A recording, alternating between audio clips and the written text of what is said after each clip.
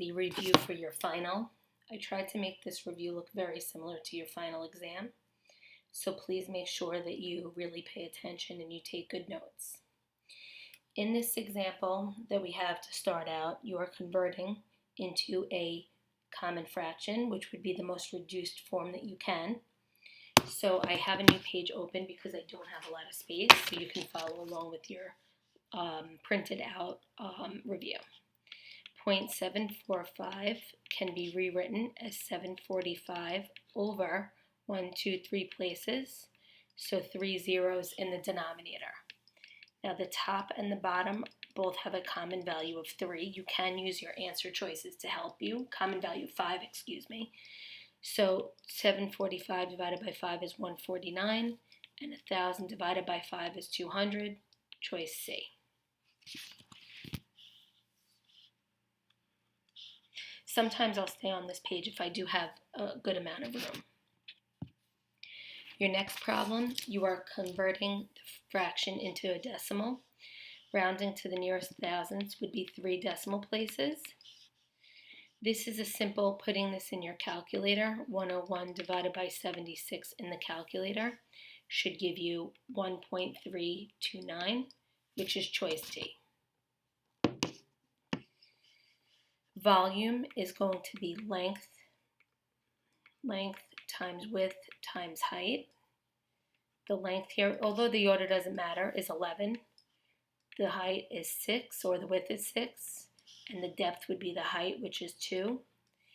We're always talking about cubed because you're multiplying 3 values. Choice B, 132 meters cubed.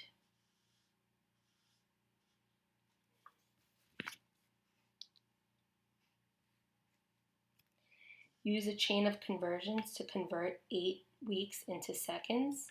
So we have to think about the in-between steps. Now remember that in order for us to go from weeks, we would need to think about, well, what would we associate weeks with, and then that with the next, and so on and so forth.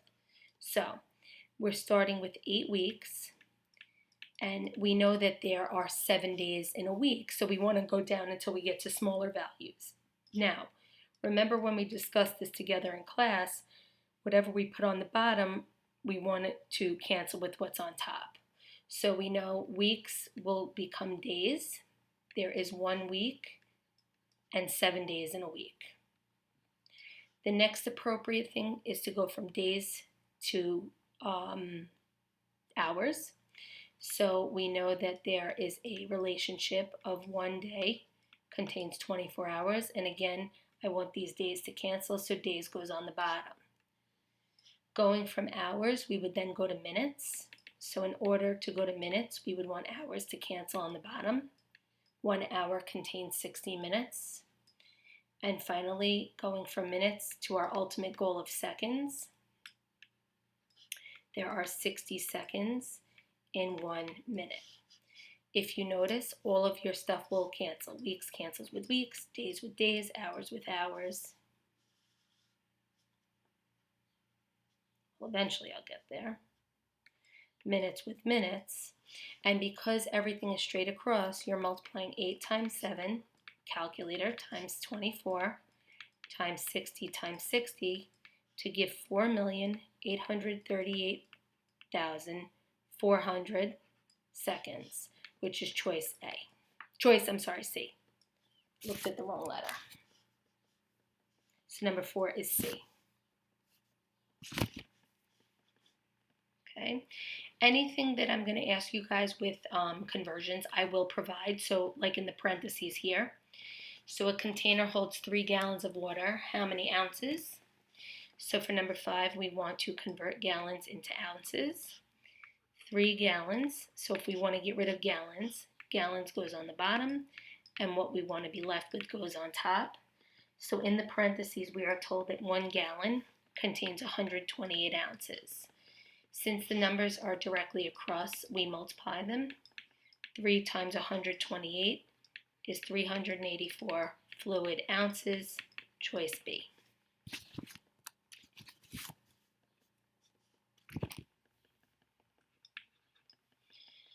Another conversion question, so now we want to go from feet to meters.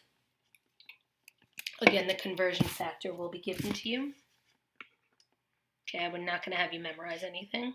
So going from 28 feet, we want to be left with meters, so we put feet on the bottom. And in the parentheses, we are told that 1 meter contains 3.281 feet. Now, because the 28 is on top and the 3.281 is on the bottom, we have to divide, and the answer is about 8.5 meters, which goes with choice B.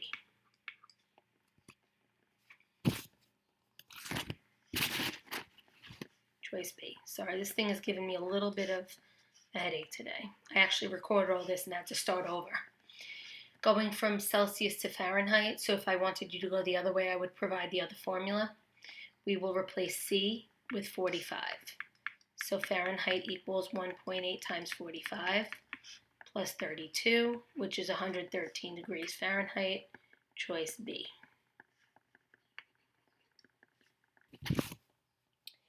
Now, we can do the Mexican pesos problem in 2 ways, and I will show you both. You don't have to do both on a test, but just so you're familiar.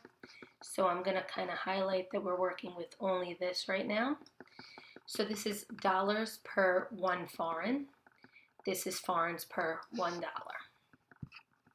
Okay, starting with dollars per foreign. So we want to take 130 US dollars and we want to convert to pesos. So what we want is on top, we want to get rid of is on the bottom. See how they cancel. Now going with dollars per foreign, that means this many dollars for 1 foreign, the foreign being the pesos. Again, because the 130 is on top and the 07855 is on the bottom, that would be our approach. Now, if you want to use the other method, we still want dollars on the bottom and pesos on top so that the dollars cancel. But now we're going with foreign per $1. So there are this many foreign for every $1. And this would be 130 times 12.73, which in either case, if you divide or you multiply, choice D. Okay, so percent problems, I'm just going to get another blank page ready in case I need to revert to that.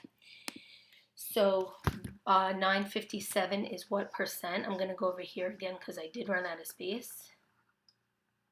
Okay, so 957 is blank percent of 1745. Now remember, when we solve these problems, the percent will be in decimal form, so we'll have to work with that at the end. 957 is X percent. We associate the word of with multiply, 745. We want to get this X percent by itself, so we will divide on both sides. And when you put 957 over 1745 in your calculator, you'll get 0.4548 is X percent. Now this is the decimal version of the percent, so we need to slide our decimal point 2 over to convert the decimal to the actual percent, and the answer is 54.8%, which is choice A.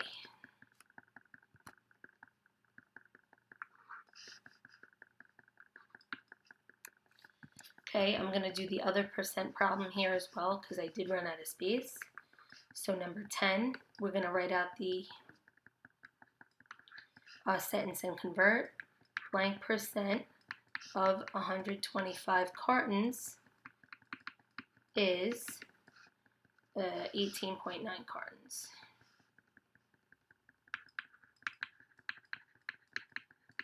Okay, left to right.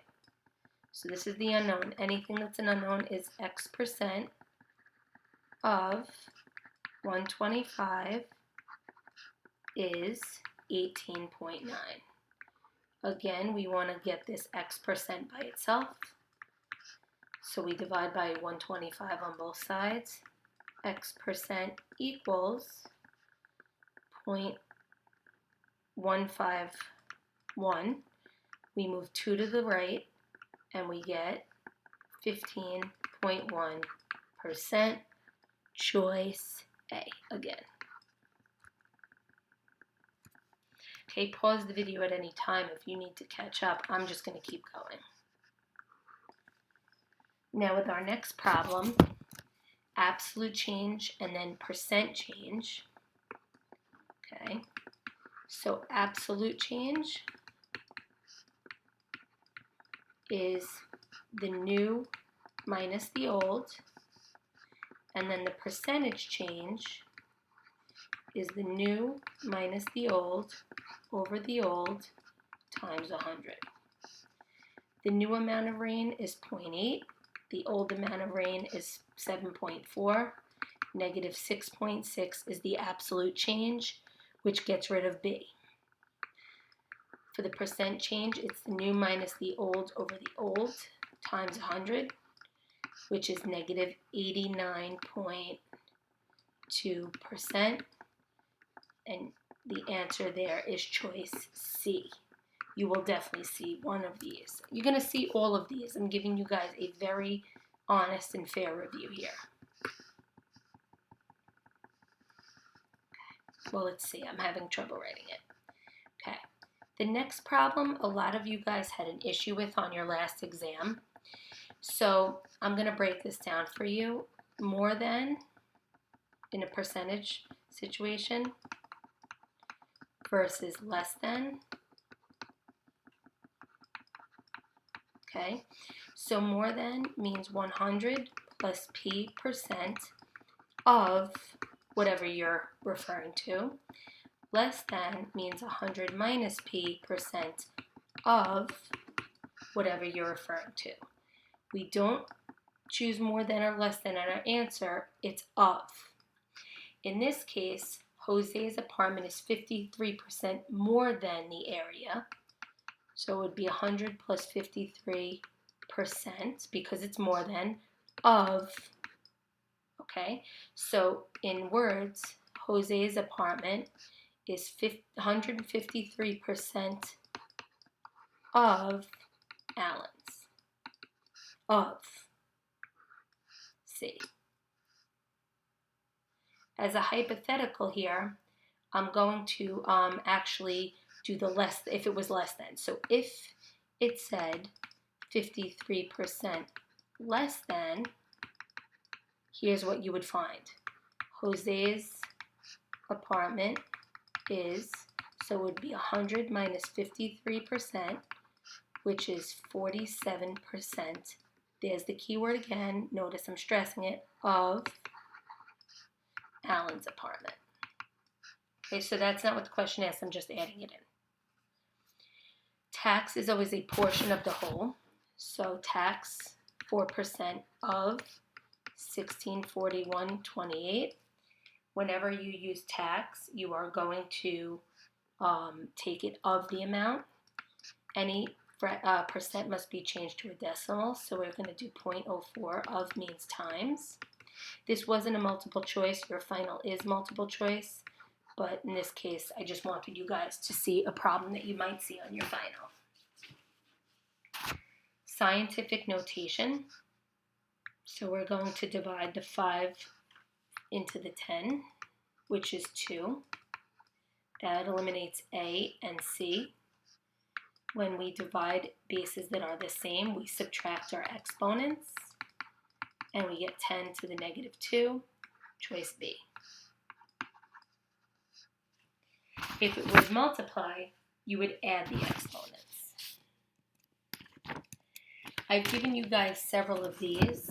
So a 42-year-old woman would fall in this. So we're looking at the black bars, and we're talking about her rent. So we want to know, does her rent, how does it compare to the national average? So we're going to look over here. Well, we first have to determine what percent of her income is spent on rent.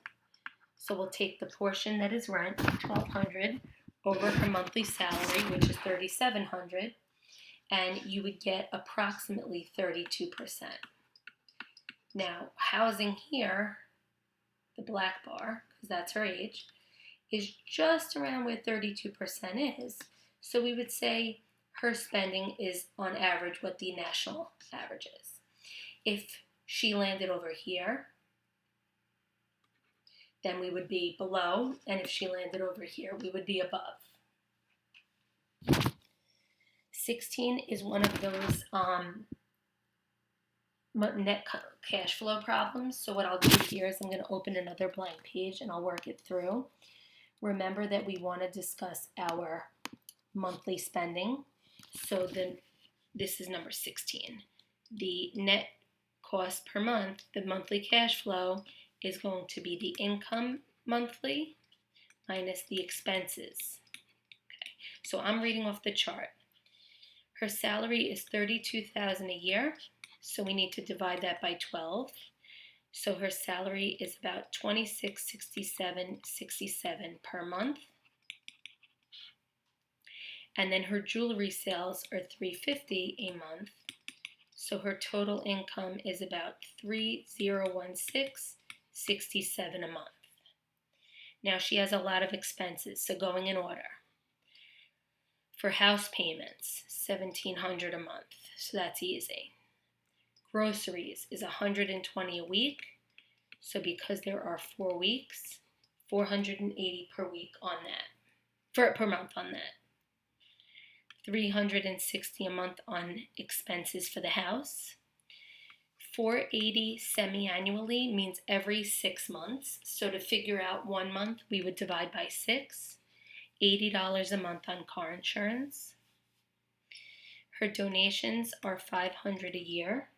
So 500 divided by 12 is about $41.67 per month. And then miscellaneous is $800 per month. So $1,700 plus $480 plus $360 plus $80 plus $41.67 plus $800 gives me a total of $3461.67 in expenses. So the monthly cash flow is the monthly income minus the monthly expenses. If your expenses are more than your income, you end up with a negative $445, which is choice D. Now I'm not going to turn the page because these are those problems from the monthly, the all that. So I'm going to go slow here.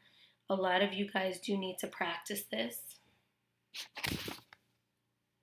Okay, so I'm going to review the 2 formulas for you.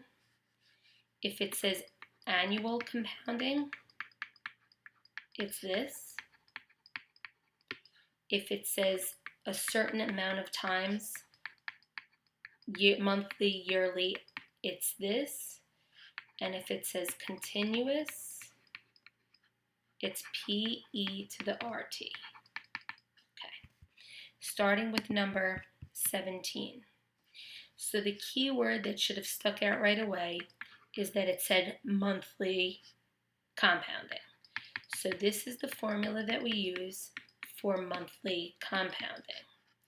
The amount that was put in is 5,500. 1 plus R, so R is going to be 0.04. You must convert that into a decimal. N is 12 because it's monthly. N is 12 again, and for 6 years. Now, depending on how comfortable with your calculator you are, you're either going to be able to do this in one shot or take steps.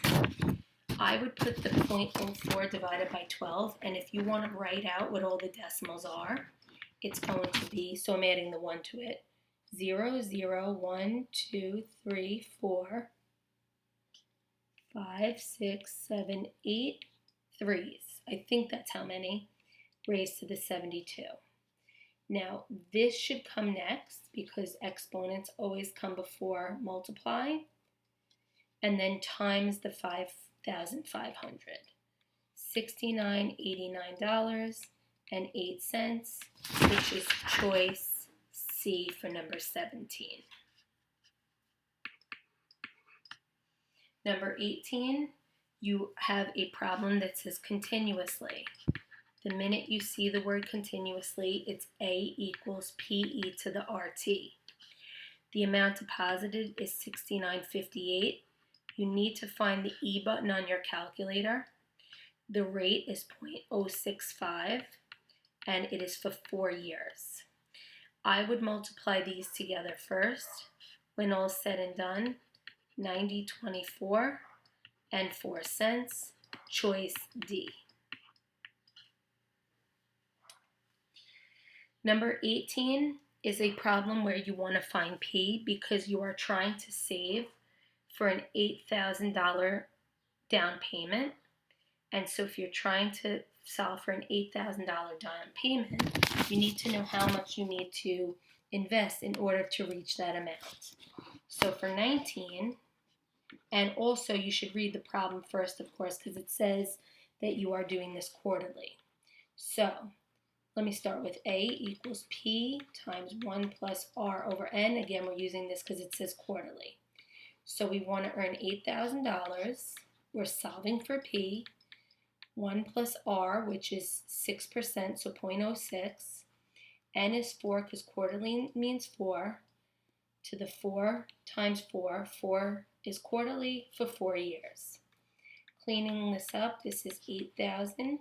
So 1.06 divided by 4 is 0.015, and 4 times 4 is 16.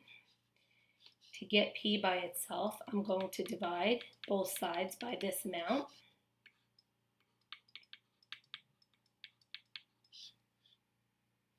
And I get P is 63.04 and 25 cents. This is, and that's choice A. This is how much you need to invest to get $8,000 based on all those constraints.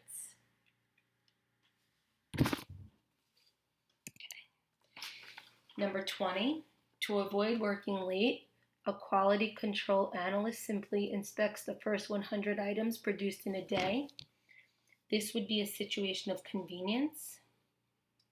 Systematic would be like choosing every third or every fifth or every 10th.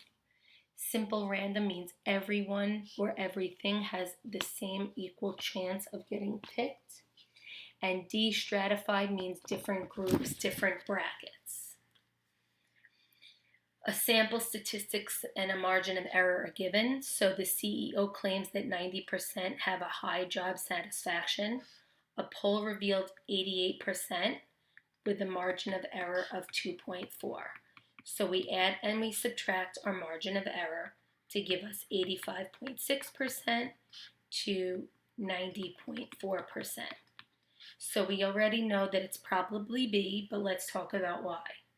This interval represents how confident we are in people having a high job satisfaction. 90% is what was claimed. Does that fall within this region? It does. So the CEO was not lying. These people were satisfied. Choice B. Okay. The population would be all of the things that we're trying to measure. The sample would be a portion of what we are trying to represent the sample in terms of. A population parameter would be what we are trying to accomplish based on a specific study, and a sample statistic is what is being measured in the sample. So, a manufacturer of light bulbs wants to determine the average lifetime of its 75-watt light bulbs. So, the population would be the population would be 75-watt light bulbs. The sample is 120 randomly selected light bulbs. Okay? The sample statistic is what is actually being measured. So we are measuring the average lifetime of the 120 75-watt light bulbs, which is choice A. Choice B would be the population parameter. Choice C is just the sample. So let me write these down. So this is the population parameter.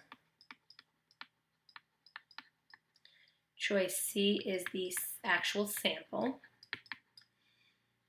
And 120, this is also part of the sample. So again, sample statistic, what is being measured? The marital status of individuals would be a qualitative idea. To find the mean in number 24, you add and then divide by the amount. The sum is $27,501.21. There are 10 dealers that were added together, so the mean is 2750.12. Choice A. 25 is to find the median, so you would put all the numbers in order, and then you would pick the middle number. I will give you the order so you can check. Maybe cross them out as you use them. I missed one or two as I was doing this, so this is 1.6. I am going to go on a second line here, and that's because just the way I have to write on this thing, but you guys should try to fit this all on one line. 3.4, 3.4, 3.5. I'm going to go on the next line to continue this.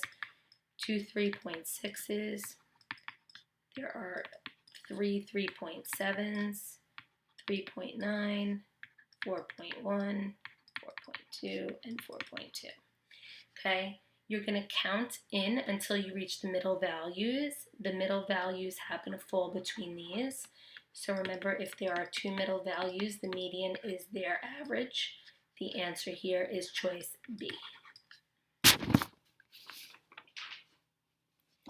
The mode is the number that appears most often. In this case, the mode is C. It's 24. Which has the least variation? So if you were going to measure these times, which would have the least varied times? Which times would be closest together? Well, the answer here happens to be A, because Olympic sprinters should be very close together. Male college seniors are probably closer, but you're going to see more variation.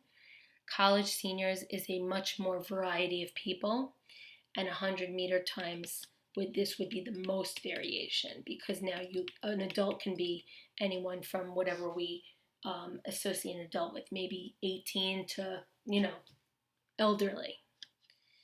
The next problem asks you for the 5-number summary. In order to even start a 5-number summary, you do have to have your numbers in order. So I am going to put them in order here. You will definitely see a question, discuss the 5-number summary. I'm going to attempt to get these all in one line. If I do, it'll be amazing. If I don't, which I probably won't, you really should try to. Well, maybe it'll happen. Okay, so the first thing we identify in a 5-number summary is the min and the max, the smallest and the largest values. The next thing is the median. So counting in 1, 2, 3, 4, 5, maybe even 6, 7. Okay, then we go on this side, 1, 2, 3, 4, 5, 6, 7, 1, 2. Actually, let me just go 1, 1, boom, boom. 19 would be our median. Okay, now when we are finding our Q1 and our Q3, we do not include the median. So the Q1 is the middle of this data.